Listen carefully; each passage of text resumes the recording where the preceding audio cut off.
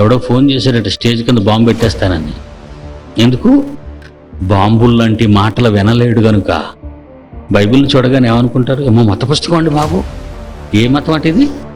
విదేశీ మతం. ఏమనేసారండి దీనికి ముద్ర? విదేశీ మతమా? బైబిల్ మహాజ్ఞాన గ్రంథం, మత పుస్తకం కాదు ఇది. ఒక మహాజ్ఞాన గ్రంథాన్ని నిజంగా మనం కలిగి ఉన్నాం, ఈ గుండెకి కత్తుకుంటున్నాం. యేసు ప్రభు దొంగ చోటుగా ఇండియా వచ్చాడా? ఎవడన్నాడు? పిల్లరా, ఐ లవ్ యూ, మిమ్మల్ని నేను ప్రేమిస్తున్నాను. మంచివాళ్ళు మీరు, అమాయకులు పిల్లలు. మీరు ఏలికలై గెలిచేవారై జయశాలులై ప్రపంచంలో లోకాన్ని జయించి రండి నా సింహాసనం మీద కంటున్నాడు. దేవుడు కన్నాడు నిన్ను. ఆదాము దేవునికి కుమారుడు, పెంచుకున్నవాడు, దత్త చేసుకున్నవాడు కాదు. నువ్వు ఎప్పుడు ఆయన ఆలోచనలో పుట్టావో తెలుసా?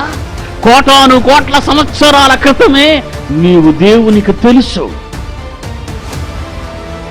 నిన్ను కావాలనుకున్నాడు ఆయన.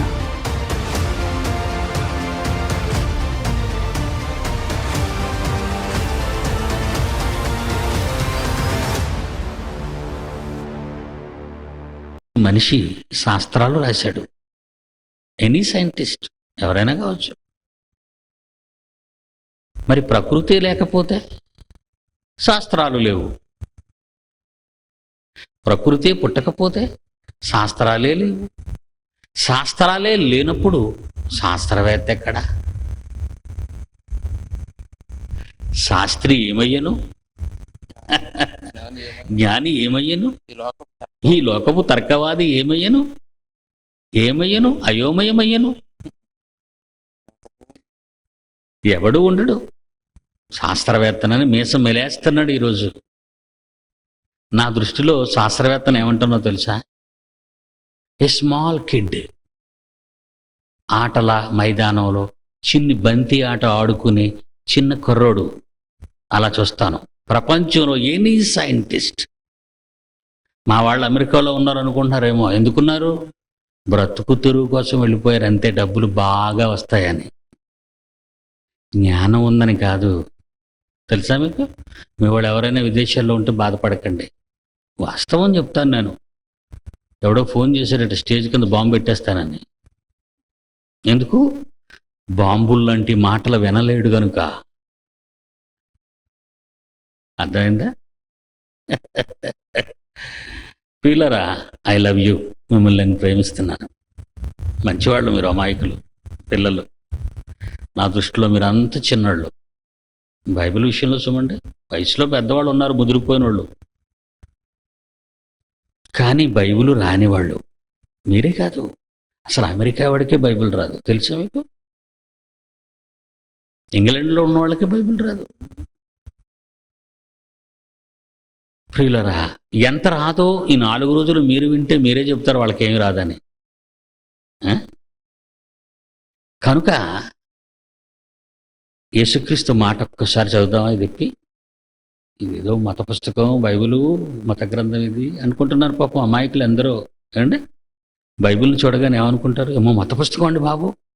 ఏ మతం అంటే ఇది? విదేశీ మతం. ఏమనేసారండి దీనికి ముద్ర? విదేశీ మతమా?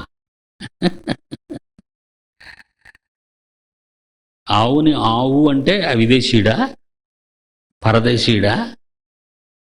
పక్షిని పక్షి అంటే న్యాయాన్ని న్యాయం, సత్యాన్ని సత్యం ఒప్పుకోవాలి కదండి. అసలు యేసుప్రభు ఎక్కడ పుట్టాడు అనుకుంటున్నారు మీరు? మన ఖండంలోనే పుట్టాడండి. ఆసియా ఖండం మంది, తెలుసు కదా మీకు. యేసుప్రభు వారు ఎక్కడ పుట్టారు? ఆసియా ఖండం, అమెరికా ఖండంలో కాదు, యూరప్ ఖండంలో కాదు. గ్రేట్ బ్రిటన్ యూరప్లో ఉంది, యూరప్ ఖండంలో పుట్టలేదు ఆయన. ఫ్రాన్స్, అది యూరప్లో ఉంది, యూరప్ ఖండంలో పుట్టలేదు ఆయన. ఆస్ట్రేలియా ఖండంలో పుట్టలేదు, ఆఫ్రికా ఖండంలో పుట్టలేదు, ఆసియా ఖండంలో పుట్టాడు. అంటే మన దేశం కూడా ఆసియా ఖండంలోనే ఉంది. ఆయనది మంది ఒకే ఖండం, యేసు ప్రభుది మంది ఒకే ఖండం. చూసారా, పిల్లలు మంచి హుషారుగా ఉన్నారు, నవ్వుతున్నారు. ఎంత ఆనందంగా ఉందో వింటుంటే కదా. నేను నిజంగానే ఎంత ఆనందంగా ఉందో వింటుంటే. నిజం అలాగే ఎప్పుడు ఉంటుందండి, ఆనందంగా ఉంటుంది. యేసుక్రీస్తు ఆసియా ఖండంలో పుట్టాడు. మరి మనం ఆసియా ఖండంలోనే పుట్టాం. మరి యేసుప్రభు చెప్పిన మాటలు విదేశీ మతం అంటారేంటండి బుద్ధిలేనోళ్ళు? చరిత్ర తెలీదు, ప్రకృతి గురించి తెలీదు, భూమండలం గురించి తెలీదు. భూమి గురించే తెలియని వాడికి మిమ్మల్ని ఆకాశంలోకి తీసుకెళ్ళగలను నేను, తెలుసా? మిమ్మల్ని మాటలతో తీసుకెళ్ళానంటే గుండె ఆగిపోతుంది మీకు. అందుకే ఎవడు నిలవలేడు ప్రపంచంలో. బైబిల్ మహాజ్ఞాన గ్రంథం, మత పుస్తకం కాదు ఇది. మత పుస్తకం అని ముద్ర వేశారు. మనవాళ్ళు పరిస్థితులు కూడా మతస్థుల్లాగా ఉంటారు కదండి. మనవాళ్ళు మతస్థుల్లాగా ఉంటారు. మతస్థులు క్రిస్తాన మతం అంటారు. ఎవరే బైబిల్లో ఎక్కడైనా ఉందంటే పదం? ఏమండి, క్రైస్తవ్యం మతం అని నేను చూపిస్తానన్న మేసం అన్న మగాడు చెయ్యొద్దండి. ఛాలెంజ్ అండి. సింహాన్ని నేను, పిల్లిని కాదు. అసలు బైబిల్లో క్రైస్తవ్యం మతం అని ఎక్కడ బైబిల్లో లేదండి. ఉందా? కానీ మేసం లేనాడు అంటున్నాడు క్రైస్తవ్యం మతం అంటున్నాడు. ఇది విదేశీ మతం. కాశ్మీర్ వచ్చేసాడు దొంగసాటు మీద. దొంగసాటుగా కాశ్మీర్ వచ్చేసాడు ఎవరో యేసుప్రభు. ఇక్కడ సన్యాసుల దగ్గర, కాశ్మీర్ సన్యాసుల దగ్గర విద్యాభ్యాసం చేశాడు.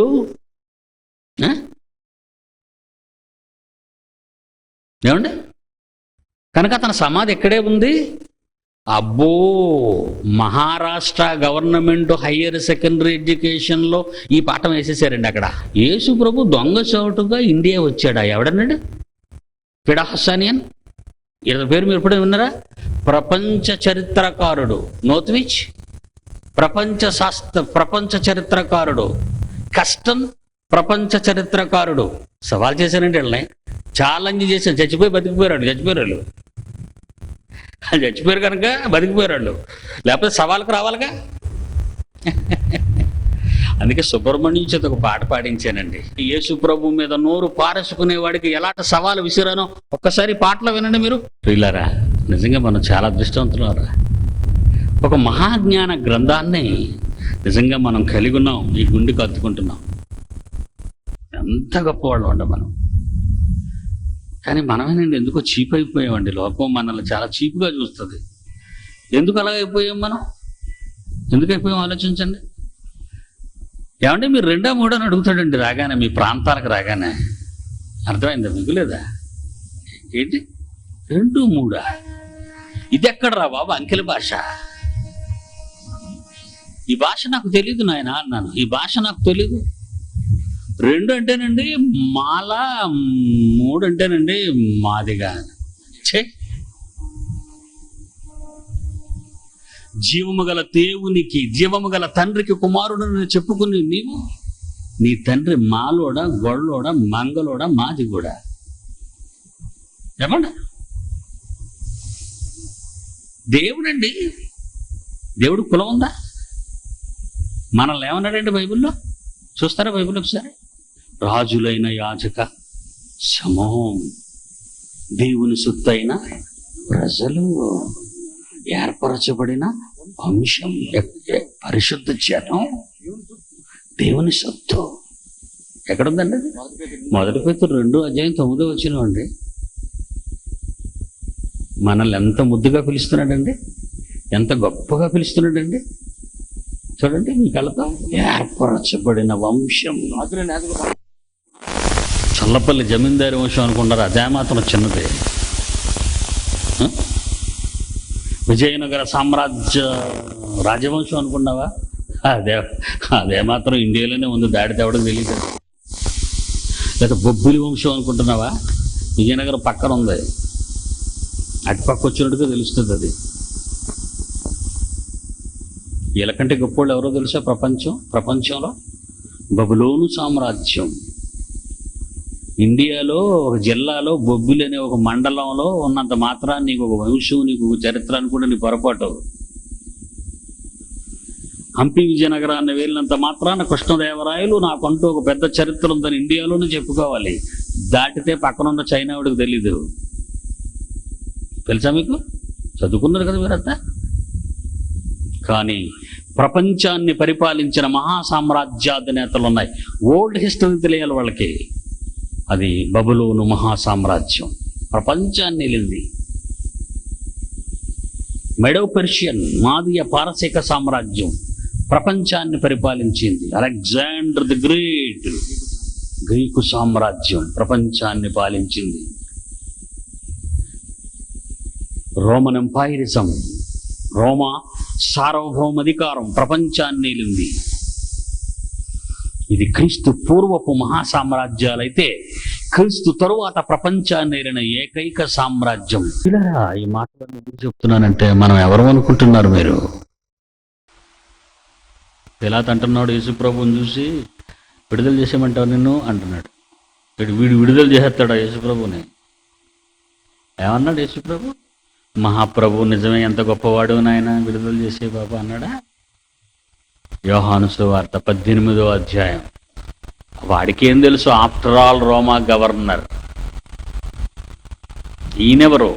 కలిగి ఉన్నదేది ఆయన లేకుండా కలుగలేదు. సూర్యుడు మండుతున్నాడు అంటే యేసు చలువ. నక్షత్రాలు కదులుతున్నాయి అంటే సృష్టికర్త చలువ. కలిగి ఉన్నదేది ఆయన లేకుండా కలుగలేదు. ఏ యేసు వలన సర్వ సృష్టి కలిగిందో ఆ సృష్టిలో ఒక చీమ లాంటి వాడు, ఆఫ్టర్ ఆల్ భూమండలాన్ని పరిపాలించి రోమా సార్వభౌమ అధికారము క్రింద పనిచేయుచున్న ఒక గవర్నర్, సృష్టించిన సృష్టికర్తను అంటున్నాడు. 37:18 అధ్యాయం యోహాను సువార్త. పిలాతు, నువ్వు రాసువా అని యేసుప్రభుని అడిగితే యేసుప్రభు అంటున్నాడు, నువ్వన్నట్టు నేను రాసునేనయ్యా, నన్ను ఎవరు అనుకుంటున్నాను? ఈ దెబ్బలు, ఈ త్యాగం, ఈ గాయాలు, ఈ పరిస్థితి చూడగానే నన్ను ఒక అనామకుడు అనుకుంటున్నావా నువ్వు? విశ్వానికి చక్రవర్తిని నేను. పైనున్న నా తండ్రి ఆజ్ఞ మేరకు తల దించుకున్నాను. పిడికిలి విప్పానే ప్రకృతిని బగ్గున మండించేయగలను. కానీ నా తండ్రి ఇష్టానికి భిన్నంగా ఏ పని చెయ్యకూడదు. బొచ్చు కత్తిరించు అని ఎదుట మౌనముగా ఉండాలని ప్రవక్త ద్వారా నా కొరకు 700 సంవత్సరాలకు పూర్వమే, నా పుట్టుకకు ముందు రాయించాడు ప్రవక్తతో నేను ఎలా బ్రతకాలి భూమి మీద అని. అందుకే తల దించుకున్నాను మీ ముందు.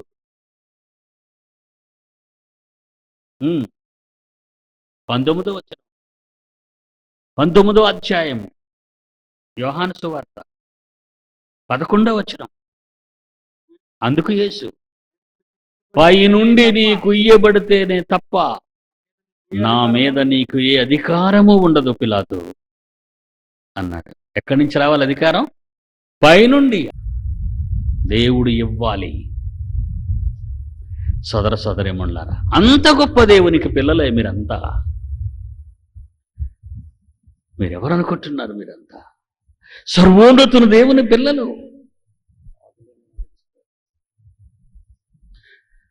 ఆలోచించండి. మీరు కావాలని కోరుకున్నాడండి ఆయన. మనం కావాలని కోరుకున్నాడు ఆయన. తెలుసు మీకు ఆయన? ఎప్పుడైనా దేవుడి గురించి ఆలోచించారా మీరు?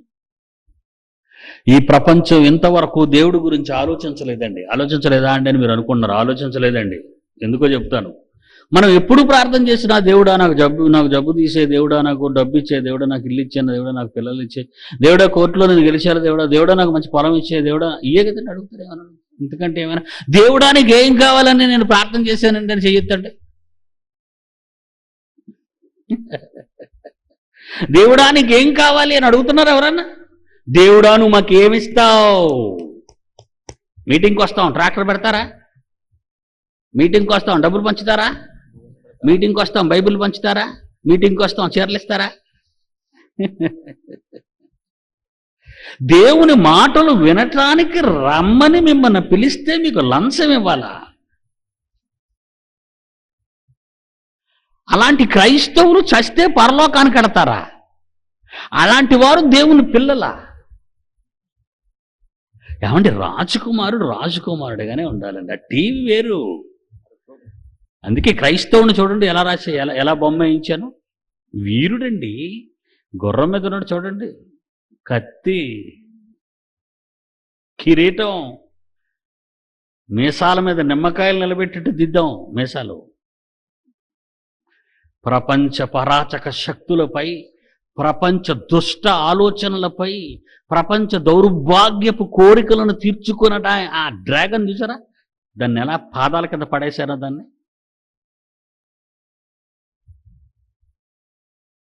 అదండి రాజకుమారు అంటే రాజకుమారు. ఆ టీవీ అండి. ఆయనండి రాజకుమారుడుగా కాలువ పక్కన కూర్చున్నాడు అని అంటే ఎలాగుంటుంది మనకి? రాజకుమారుడా అక్కడెందుకు కూర్చున్నాడు చెంబట్టుకొని? రాజటీవే, బెగ్గరే. దౌర్భాగ్యుడే. కులం అని, మాలని, మాదిగని, కులాన్ని చెప్పుకొని దేవుడి దగ్గరికి వస్తే, దేవుడి దగ్గరికి వస్తే ఏమిస్తారని అడిగేవాడు క్రైస్తవుడా? దేవుని కుమారుడా? రోషము గలవాడా? మన తండ్రి రోషము గలవాడు. ఏది నీకు రోషం? మన తండ్రి దహించు అగ్ని ఏది నీ మంట? బైబిల్కి దొరికిపోతావు, 10 రూపాయలు ఇస్తే లొంగిపోతావు, పూట భోజనం పెడితే లొంగిపోతావు. నువ్వు ఏర్పరచబడిన వంశం అంటే ఎవరన్నా నమ్ముతారా? నీ మీద ఆ బొబ్బుల వంశమే బెటరు. అంతే కదండి. మీ మీద ఆ చల్లపల్లి జమీందారే గొప్పోడు. మర్చిపోయామండి మనం ఎంతటి వాళ్ళో మర్చిపోయామండి. మనం అమాయకులం అండి. అమాయకత్వం వచ్చేసింది. ఎందుకంటే మన ముందున్నోళ్ళు కూడా అలా తయారయ్యారు కనుక మనం అలా తయారైపోయాం. వాళ్ళ పిల్లలు మనం ఎంత గొప్పవాళ్ళం అని ఎవరైనా చెప్పారా మనకి? మనం ఎంత గొప్పవాళ్ళం అని ఎవరైనా చెప్పుకుంటారండి? చెప్పరు. పురుగు వంటి వాడను, పేడ వంటి వాడను, దరిద్రపు వంటి వాడను నువ్వే ప్రార్థన చేస్తావు. ధూళి వంటి వాడను, మట్టి వంటి వాడను. ఎప్పుడది? యేసుక్రీస్తు రాక ముందటి కాలం అది. యేసుక్రీస్తు వచ్చిన తరువాత ఆయన రక్తముతో నిన్ను దేవునితో సమాధానపరచి ఏం చేశాడో తెలుసా మిమ్మల్ని? ఆ మహాచక్రవర్తికి కుమారుడిగా చేశాడు. ఇప్పుడు ఆ పదాన్ని ప్రయోగిస్తే ఎలా అవుతుంది మీకు? దేవుని పిల్లలారా, దేవుడు ఒంటరిగా ఉన్నాడు. కోటాను కోట్ల దేవదూతలు ఉన్నాయి దేవుని దగ్గర. కానీ వాళ్ళ వల్ల అతనికి ఆనందం లేదండి. ఎందుకంటే ఏ తండ్రికైనా పిల్లలు ఉంటేనే కదండి ఆనందం. వారసులు కావాలి. వాళ్ళే లేనప్పుడు ఆ తల్లిదండ్రులకున్న ఆవేదన మీకు తెలుసు, నేను చెప్పనవసరం లేదు. మహాలోకాలను కలిగించిన దేవాది దేవునికి వారసులు లేరండి ఆ రోజు. ఎప్పుడో తెలుసా? కోటాను కోట్ల సంవత్సరాల క్రితం. సృష్టి పుట్టలేదు ఇంకప్పటికీ. ఈ సూర్యుడు, చంద్రుడు, నక్షత్రాలు, గ్రహాలు ఏవీ లేవు. దేవుడు ఒంటరిగా పిల్లలు కావాలన్న తపన, ఆలోచన, అతనిలో వేదన మిగిలిందండి. అప్పుడు ఆయన ఒక నిర్ణయానికి వచ్చాడు. ఈ సృష్టి పుట్టక ముందు ఆయన ఒక నిర్ణయానికి వచ్చాడు. చదువుతారా బైబిల్లో? చూద్దాం. ఆ రోజు ఆయన ఎంత మంచి నిర్ణయాన్ని తీసుకున్నాడు. ఎఫెసీయులకు రాసిన పత్రిక 1వ అధ్యాయం. అందరూ తీయండి. ఎఫెసీయులకు రాసిన పత్రిక 1వ అధ్యాయం 4-6 వచనాలు, 4, 5, 6 వచనాలు కలిపి ఉంటాయి. అందరూ దయచేసి చూసి అండర్లైన్ చేయండి. దాన్ని ఎంత అద్భుతంగా ఉంటుందో.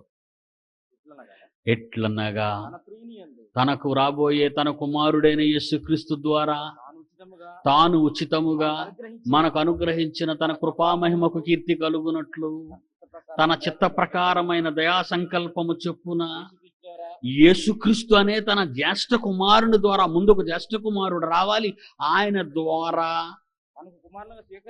అనేక మంది పిల్లలు తనకు కావాలని, వాళ్ళను స్వీకరించాలని మనలను ముందుగా తన కోసమే నిర్ణయించుకొని మనము తన ఎదుట ఆ మహాలోకంలో అతని ముందు, అతని కళ్ళ ముందు పరిశుద్ధులమును నిర్దోషులమునై మచ్చలేని వారమై ఉండవలనని జగత్తు పునాది వేయబడకు మునుపే జగత్తు పునాది వేయబడక మునిపే. జగత్తు పుట్టి 1500 కోట్ల సంవత్సరాలు అయిందని శాస్త్రం చెప్పిన మాటను కాసేపు మనం వింటే, జగత్తు పుట్టి 1500 కోట్ల సంవత్సరాలు అయినది అంటుంది శాస్త్రం.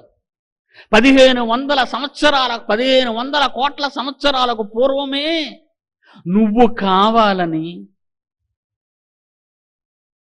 నీవు తన బిడ్డవుగా ఉండాలని, తన ఆత్మను పంచుకు రావాలని, తన కళ్ళ ముందు నిలవాలని, ఆ మహాలోకానికి వారసుడు కావాలని ఆశపడ్డాడని జగత్తు పునాది వేయబడక మునుపే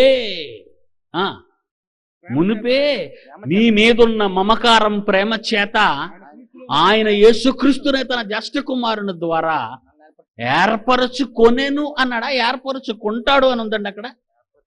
ఏర్పరచుకొనెను. 1500 కోట్ల సంవత్సరాల క్రితమే రూతనే నువ్వు కావాలని దేవుడు కోరుకున్నాడు.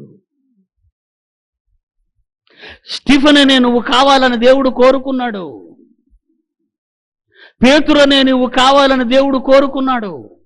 దావీదనే నువ్వు కావాలని దేవుడు కోరుకున్నాడు. శాంసన్ అనే నిన్ను కావాలని దేవుడు కోరుకున్నాడు. ఎంతకాలం క్రితం?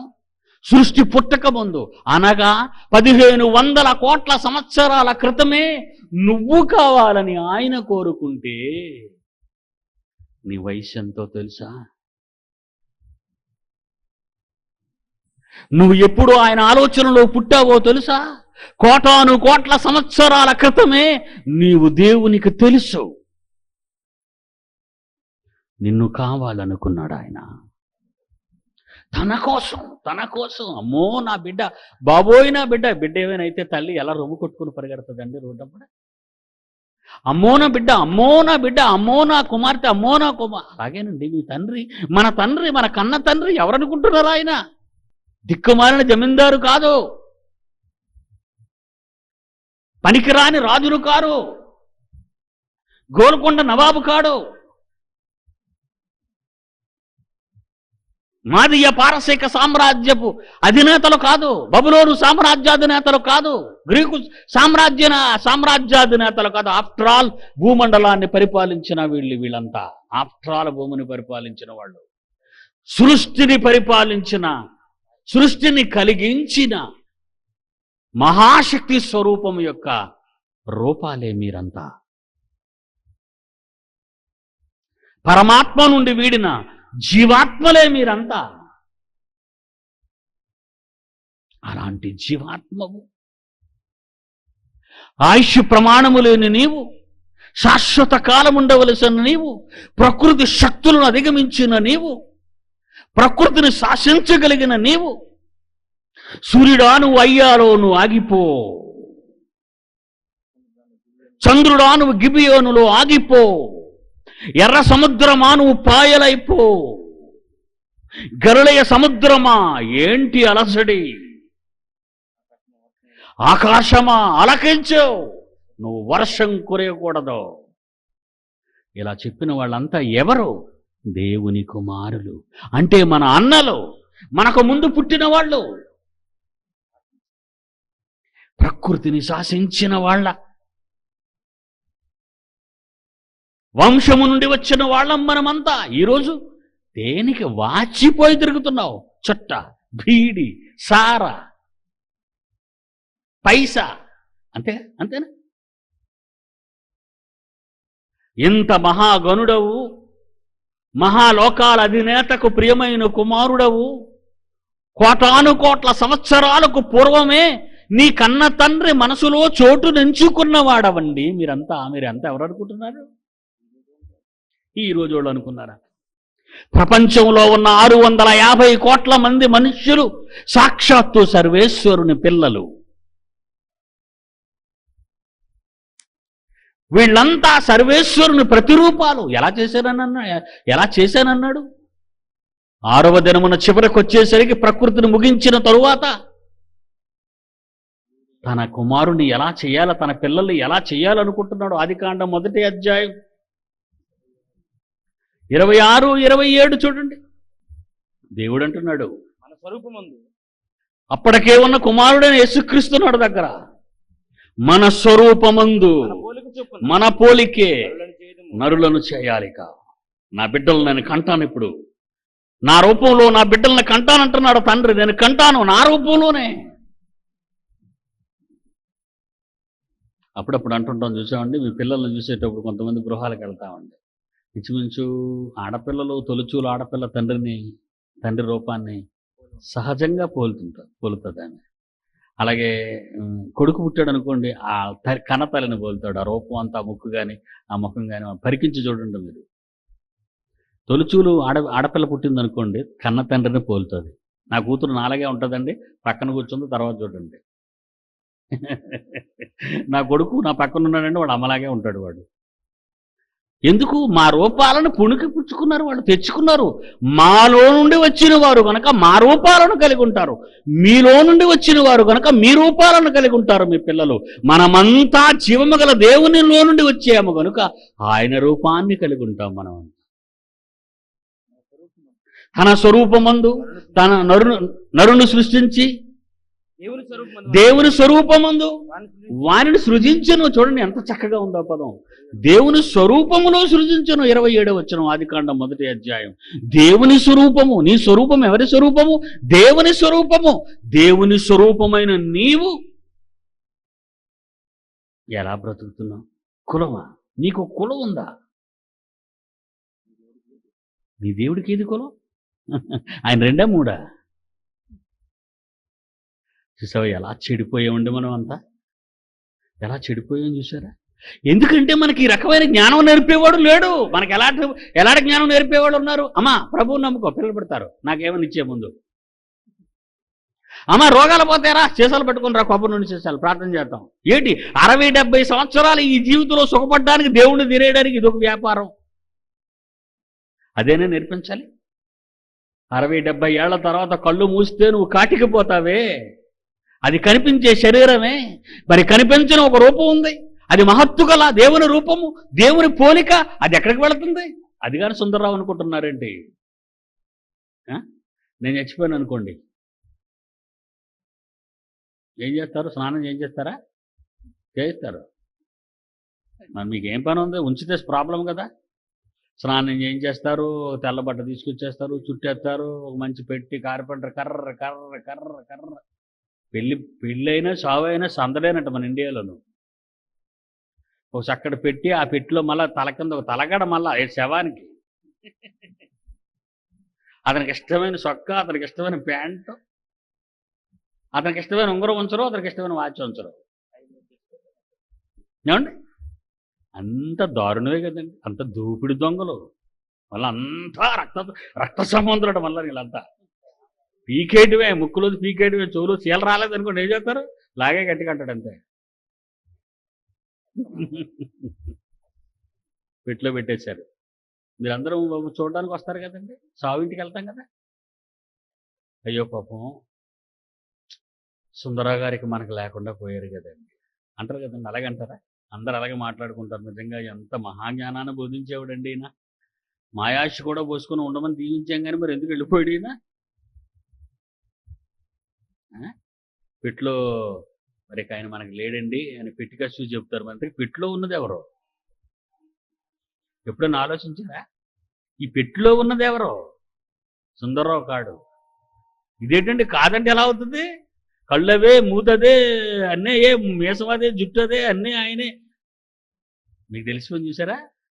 పెట్టిలో ఉన్న ఈ మట్టి శరీరం అనేది సుందరరావు కాడని, పెట్టిలో ఉన్న ఈ మట్టి ఆకారాన్ని నడిపించిన ఒక మహాశక్తి అదే సుందరరావు అని, అది వెళ్ళిపోయిందని. ఏమా మీ వారి ఏరియా అని అడిగితే ఆయన పోయి 10 ఏళ్ళు అయిందంటది. ఎక్కడికి పోయాడు? కాశీయా, రామేశ్వరమా? పైకి పోయాడు. ఇంతకీ ఉన్నదెవరు, పోయినదెవరు? ఉన్నది పనికిరాని ఈ శరీరము, పోయినది దేవుని రూపంలో ఉన్న మహా ఆకారం. దాన్ని ప్రకృతి బంధించలేదు. ఈ ప్రకృతి ఆ మహాశక్తిని బంధించలేదు. కారణం ఎక్కడి నుంచి వచ్చింది అనుకున్నారు? అది ఆదికాండం 2వ అధ్యాయం 7వ వచనం చూడండి. ఆదికాండం 2వ అధ్యాయం 7వ వచనం చూడండి, ఎక్కడి నుంచి వచ్చిందో తెలిసిపోతుంది మీకు. దేవుడైన యెహోవా నేలమంటితో ఇదిగో ఈ పెట్టెలో పెట్టిన బొమ్మను చేశాడు. ముందు అర్థమైందా మీకు? ముందు ఏం చేశాడంటే నేలమంటితో బొమ్మను చేశాడు. మంచి బొమ్మను చేశాడు, మంచి బొమ్మ. అప్పటికి ఏమైనా బొమ్మలు ఉన్నాయా?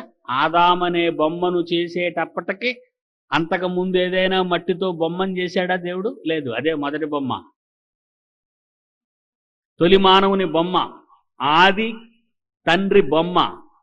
ఆ బొమ్మను చేసినప్పుడు ఒక చిన్న ముక్కు, 2 చెవులు, 2 కళ్ళు, ఒక నోరు, 2 చేతులు, 2 కాళ్ళు, అన్ని చక్కగా పెడుతున్నాడు. అన్ని ఎవరికి కావాలని అవి? ఎవరికి? మీకా? ఆదాం గారికి అవసరమా? ఆదాం గారికి అవసరమని చేయటం లేదు, అవి దేవునికి అవసరమని చేసుకుంటున్నాడు. బాగా వినాలి, ఇదే మీకు టర్నింగ్ పాయింట్. మీరు మీ ఇల్లు కట్టుకున్నారు అనుకోండి, ఏమండి మా ఇల్లు అలా పక్కింటి ఆయనకి ఇష్టం వచ్చినట్టు కట్టండి అంటారేంటి? అంటారా మీరు? ఏమండి నాకు కావలసిన ఇల్లు అదిగో మా పక్కింటి ఆయన అడిగి ఆయనకి ఎలాగ ఇష్టమైతే అలా కట్టేయడం నా ఇల్లు అంటారా మీరు? అమ్మో, అది నా ఇల్లు, నా కష్టం, నా డబ్బు. ఇక్కడ బాత్రూమ్ ఉండాలా, ఇక్కడ దొడ్డు ఉండాలా, ఇక్కడ డైనింగ్ రూమ్ ఉండాలా, ఇక్కడ వంటగది ఉండాలా, ఇక్కడ బాల్కనీ ఉండాలా, మేడ ఉండాలా. ఎందుకంటే మీ ఇల్లు, మీ డబ్బు మీ ఇష్ట ప్రకారం కట్టుకుంటారు. మరి దేవుడి బొమ్మను ఎవరిష్ట ప్రకారం చేశాడు? ఆదామని అడిగాడా, బాబు నీకు బొమ్మ ఎలా చేయమంటావని? ఏడు ఆదామేడు లేడు కదా, ఇంకా రాలేదు. బొమ్మను చేస్తాడు ఆయన. బొమ్మలో కదలిక రావాలి. ఇప్పుడు బొమ్మ లేవాలి. బొమ్మ లేవాలంటే ఆదాం రావాలి. ఆదాం ఎక్కడి నుంచి ఎక్కడున్నాడు? పరలోకంలో ఎక్కడో తిరుగుతున్నాడు అనుకున్నారా? చదవండి 2వ అధ్యాయం 7వ వచనం. ఆదాము ఎక్కడున్నావు నాయన? పరలోకంలో ఏ మూల తిరుగుతున్నావు అని పిలవలేదు. దేవుడైన యెహోవా నేలమంటితో నరుని నిర్మించి ఆ ముక్కు దగ్గరకు వెళ్ళాడు. ఆయన చేసిన బొమ్మ దగ్గరకు వెళ్ళి, ఆ ముక్కు దగ్గరకు వెళ్ళి తనలో ఉన్న జీవాన్ని ముక్కులో ఊదాడంట ఆయన. అంటే ఎక్కడి నుంచి వచ్చింది? ఎక్కడి నుంచి వచ్చింది జీవం? ఆయన నోట నుంచి వచ్చిన జీవం మట్టి బొమ్మ నాసికారంధ్రాల గుండా ప్రవేశపెట్టాడు. నేను ఎక్కడి నుంచి వచ్చాను? మా అమ్మ నాన్న దగ్గర నుంచి. తెలుసా మీకు? ముందు మా నాన్న కన్నాడు నన్ను, తర్వాత మా అమ్మ కన్నది. తెలుసా మీకు? తెలీదా? మీ సోదరి వాళ్ళందరికీ ఏమైనా కోపం వస్తుందా? మీరు కనలేదమ్మా. ముందు మనల్ని కన్నది ఎవరో తెలుసా? తండ్రి. తండ్రిలో నుంచి వస్తాం మనం. తండ్రిలో నుంచి వచ్చి తల్లిలోకి వెళతాం. అక్కడ 9 నెలలు ఉంటాం. అంతేనంటారా కాదంటారా? అక్కడ 9 నెలలు ఉంటాం. ఎందుకుంటాం? ఊరకుంటామేంటి? ఇదిగో ఇది తయారవుతుంటుంది ఈ ఆకారం. కళ్ళు చిన్ని చుక్కలు, చిన్ని చుక్క, అలా చిన్న చుక్కలు పడుతుంటాయి. చిన్ని పెండం, ఆ పెండం అలాగలా పెద్దదవుతుంటుంది. ఆ దాని మీద కళ్ళు చుక్కలు పడతాయి, చెవి చుక్కలు పడతాయి, ముక్కు చుక్క పడుతుంది, నోటి చుక్క పడుతుంది. చుక్కే చిన్న చుక్క. అలాగలా ముక్కు, చెవులు, పెదవులు, కళ్ళు. అబ్బో మంచి బొమ్మ. అలా 9 నెలల తరువాత బయటకు వస్తాం. మరి మీ పుట్టినరోజు ఎప్పుడని చెప్తారు మీరు? తల్లిలో నుంచి బయటకు వచ్చిన రోజు మీరు బర్త్డే అంటున్నారు. అమాయకులు కదా మీరు. అసలు ప్రపంచమే అమాయకం అండి. అందుకే నన్ను అసలు ప్రపంచానికి జ్ఞానం లేదంటాను. అంతేనా? తల్లిలో మరి 9 నెలలు ఉన్నారు. 9 నెలలు ఉన్నది ఎవరు? నీ డూపా? నువ్వా? నువ్వే. మరి 9 నెలల తల్లి కడుపులో ఉన్నావు. 9 నెలల తర్వాత బయటకు వచ్చావు. బయటకు వచ్చిన తర్వాత బర్త్డే అంటావేంటి? మరి తండ్రి నుంచి ఎప్పుడు బర్త్ అయ్యావు నువ్వు? అది చెప్పడు. ఎందుకంటే ఈ అమాయకుడికి తెలియదు కనుక. ప్రపంచంలో ఏ ఒక్కడికి తెలియని మహాజ్ఞానం అంటున్నాను. అందుకే క్రీస్తు పూర్వం 1000 సంవత్సరాలకు ముందు కీర్తన అనే మహాగ్రంథంలో ఏం రాయబడిందో తెలుసా? నీ బర్త్డే గురించి. చూస్తావు బైబిల్లో? చూడు, 139 కీర్తన, 139 కీర్తన 15వ వచనం. నేను రహస్యమందు పుట్టిన నాడు అన్నాడంతే. నా బర్త్డే సీక్రెట్ అన్నాడంతే.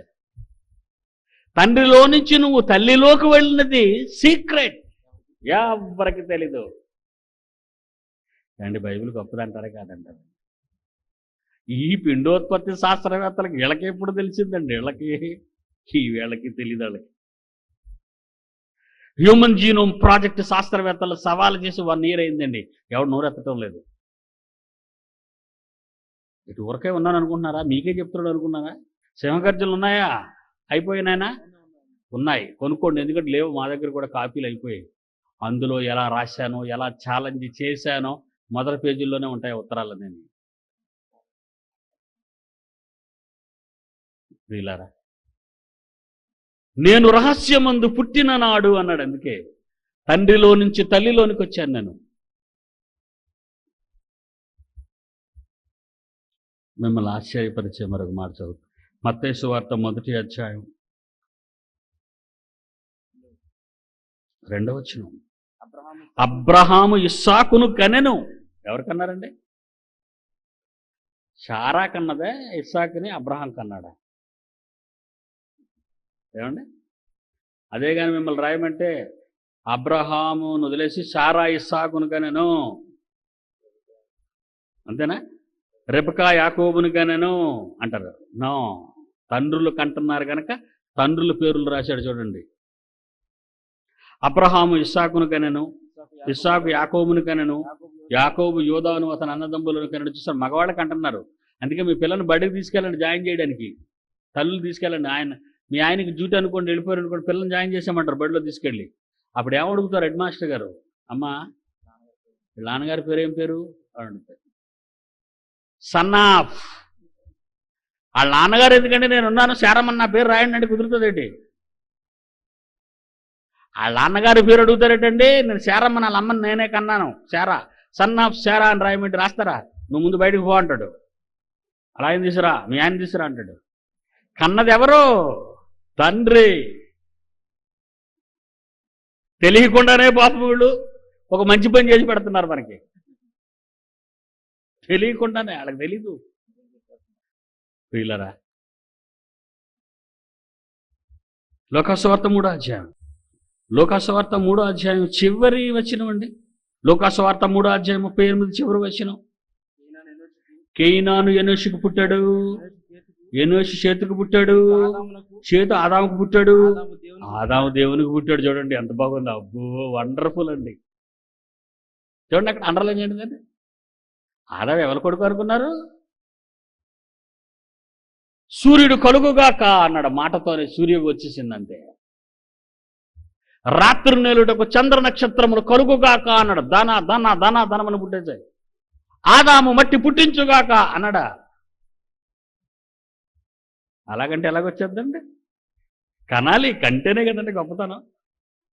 ఎక్కడ దొరికాడండి? ఇక్కడ దొరికినోడే, దత్తా చేసుకున్నాడే, పెంచుకున్నాడే, కన్నవాడే.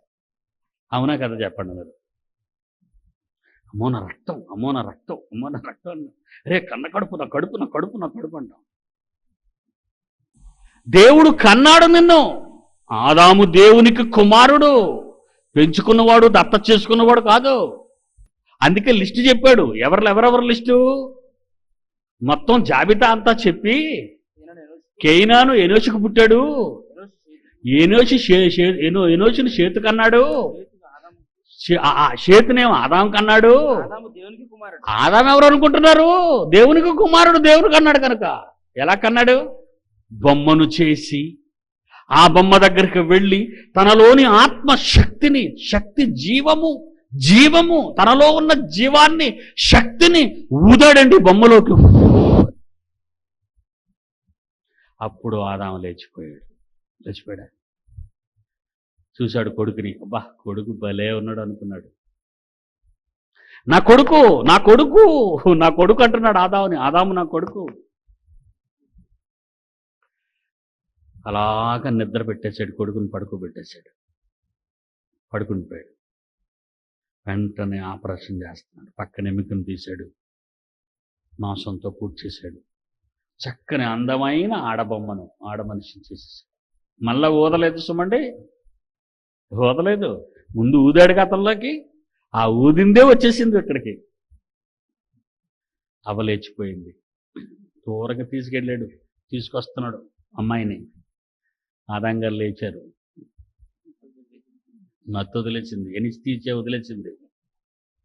మనమైతే ఎనిస్తీసి ఇచ్చేస్తాం కదండి, మత్తు వదిలేసింది. నా ఎముకలో ఎముక, నా మాంసములో మాంసము. నాన్న, డాడీ, నరుని నుండి తీసావు కదా నువ్వు, నారీ అన్నాడు. నువ్వు మత్తిస్తే నాకు తెలీదా నేను ఎక్కడి నుంచి వచ్చాను? నేను ఎక్కడి నుంచి వచ్చాను? నీలో నుంచి వచ్చాను నేను. శబాష్ మై సన్. ఇదిగో జంతువులు 1 by 1 వచ్చేస్తున్నాయి, పేర్లు పెట్టాయి అన్నాడు. అంతేగా, నువ్వు ఏ పేరు పెడితే ఆ పేరే అన్నాడు. సింహము, పులి, కుక్క, నక్క, పిల్లి, తోడేలు, పెడుతున్నాడు పేర్లు. కొడుకుని ఎంత గొప్పగా చూశాడండి ఆ రోజు. అంత గొప్ప తండ్రికి పుట్టిన మనం ఎవరికి పుట్టాం? అపోస్తుల కార్యం 17వ అధ్యాయం 26వ వచనం. మీరెవరి పిల్లలు చూడండి, మీరెవరి ద్వారా వచ్చారు, ఎవరి వలన మీరు భూమి మీద వచ్చారు, మీరు ఆలోచించండి. అపోస్తుల కార్యం 17వ అధ్యాయం 26వ వచనం. యావత్తు భూమి మీద కాపురం ఉండుటకు ఆయన దేవుడు ఒకని నుండి, అనగా ఆదాము నుండి ప్రతి జాతి, మాలామాదిగా సచ్చరి కాదండి బాబు. జాతి అనగానే చైనా, జపాన్, చప్పిడి ముక్కోడు, చీపుకళ్ళోళ్ళు, నల్లగున్నోళ్ళు, బుడ్డ పెదవులు ఉన్నోళ్ళు, ఎర్రగా ఉన్నోళ్ళు, పొడ, అదండి జాతులు అనగానే గబుకుని ఈ జాతులు దరిద్రపు జాతులు అనుకోగలరు మీరు. ఒకని నుండి ప్రతి జాతి. రష్యన్స్ ఉన్నారనుకోండి, వాళ్ళ రంగు వేరు, వాళ్ళ ఎత్తు వేరు. అదే నీగ్రోస్ ఉన్నారనుకోండి, ఆఫ్రికాలో నల్లగా ఉండి పెద్ద మూతులు, కోతులకి వాళ్ళకి తేడా ఉండదు. నల్ల జాతీయులు అంటారు వాళ్ళు, నల్ల జాతీయులు. అమెరికా జాతీయుడు. అది జాతులంటే. ఒకని నుండి ప్రతి జాతి మనుష్యులను సృష్టించాడు ఆయన. మనమంతా ఆదాము నుండి వచ్చిన మహాశక్తులం. మీలో ఆత్మ ఉందా? మీ పేరదే. పిడి సుందర్రావు అంటున్నారే, ఆత్మకి, శరీరానికి కాదు. ఇది డొక్కులో వదిలేసి మట్టిలో పెట్టేస్తారు దీన్ని. దేనికెందుకు పేరు? పిచ్చోళ్ళు కనుక మీరు సమాధి మీద రాయిస్తారు, అయ్యగారు ఇప్పుడు పుట్టారు అప్పుడు చచ్చిపోయారని. సమాధి దగ్గరికి వెళ్ళి మళ్ళీ మా ఆయన లేడు, వెళ్ళిపోయాడు, మనకు లేడండి, మనకు దూరం అయిపోయాడండి, కనపడడం లోకాలకు వెళ్ళిపోయాడని కథలన్నీ చెప్తాడు. సమాధి మీద వెంకటప్పారావు, జననం మరణం. లోపల ఉన్నాయన ఎవరో? అప్పరవా. క్రైస్తవులు అదే పేరు, దావీదు, జననం మరణం. లోపల దావీదు ఉన్నాడా? మట్టిలో ఉన్నాడు. ఏమండి, మీ చొక్కా ఎక్కడ చిరిగిపోయింది పారేస్తారు అనుకోండి, ఆ చొక్కా దగ్గరికి వెళ్ళి శాంసన్ అంటారా? చే, ఆయన వాడేసి చొక్కా అండి బాబు. ఇది వాళ్ళు వెళ్ళిపోయారండి. వెళ్ళిపోయాడు ఎక్కడికి? నిన్ను ఊది నిన్ను ఎందుకు ఉంచాడు? నరులారా తిరిగి రండి. నేను ఆశపడి మిమ్మల్ని ఎందుకు కన్నాను ఆయన? నా దగ్గర ఉండటానికి. మీరు వెళ్ళింది నా దగ్గర ఉండటానికి. నా దగ్గర ఉండే స్తోమత, సమర్థత, వీరత్వం, పరాక్రమం, పౌరుషం, రోషం సంపాదించుకోవాలనే ఈ లోకంలోనికి మిమ్మల్ని పంపాను. మీరు ఏలికలై, గెలిచేవారై, జయశాలులై, ప్రపంచంలో లోకాన్ని జయించి రండి నా సింహాసనం మీద కంటున్నాడు. లేదా అందరూ వచ్చేస్తారు. ఏమండి, బహుమానాలు ఎన్నుంటాయి? చాలా ఉండవండి, 1, 2, 3 అంతే. మరి గెలిచిన వాడికి ఇవ్వాలి కదండి, వాడే కదండి పరాక్రమవంతుడు, ఆటగాడు. మరి భూమి మీదకి వచ్చిన నీవు పిరికి బందగా, దేవుణ్ణి అమ్ముకునేవాడిగా, లోకాశలకు లొంగిపోయి లోకంలో ఉన్న కోరికలకు తలదించి బ్రతికితే నీకు దేవుడంతటి వాడవు ఎలా కాగలవు? దేవుడున్న లోకానికి ఎలా చేరగలవు? కళ్ళు మూసుకోండి. మహోన్నతుడైన మా తండ్రి, నాయన, ఈ చిన్ని గ్రామాన్ని ప్రేమించారు. ఎంతో నష్టపోయింది గత కాలంలో. ఎన్నో కుటుంబాలు దద్దరిల్లిపోయాయి. జీవితం యొక్క పరమార్థం ఎరుగని ఈ గ్రామంలో ఎన్నో ఘోరాలు జరిగాయి. అవన్నీ తెలిసి జరిగాయని నేను ఇప్పుడు అనను తండ్రి. వారి అమాయకత్వమే వారిని బలి చేసింది. మీ పిల్లలు గొప్పవారు. కులాలని, మతాలని, వర్గాలని, ప్రాంతాలని గోడలు కట్టుకున్నారు. ఒకరి ఒకరు శత్రువులుగా మారిపోయారు. కానీ మేమంతా మీ పిల్లలమే అని, మాలో ఉన్న ఆత్మంతా మీ నుండి వచ్చినది అని, మీ పోలికని ప్రపంచ మానవాళి తెలుసుకోవాలి. మనుషుల మధ్య ప్రేమ నశించిందయ్యా. రాక్షసత్వం చోటు చేసుకుంది, రక్తపాతం జరుగుతుంది. అది ఒక్క ప్రాంతంలోని, ఈ దేశంలోనే కాదు, ప్రపంచమంతటా అదే పరిస్థితి నెలకొంది. మానవాళిని భక్షిస్తుంది. మీ పిల్లలు నాశనానికి వెళ్ళిపోతున్నారు. అలా వెళ్లకుండా ఉండాలని, వాళ్ళ మార్గాన్ని మళ్లించాలని మీ సభలు జరగటానికి శ్రీకారం చుట్టారు. వారి పడిన ప్రయాసం వ్యర్థం కాకూడదు నాయన. అనేక నెలలుగా కష్టపడ్డారు, తమ కష్టాన్ని ధారపోశారు తండ్రి. ఉన్న రూపాయలను శరీర సుఖాల కోసం, అవసరాలను తీర్చుకోవటానికి వాడుకొనలేదు. కానీ ఈ సభలు పెట్టి అనేక ఆత్మలను వెలిగించి వాళ్ళెవరో ప్రతి వారికి తెలియచేసే ఈ విజ్ఞాన సభలను వారి కష్టం, వాడి ప్రయాసాన్ని బట్టి ఆశీర్వదించండి.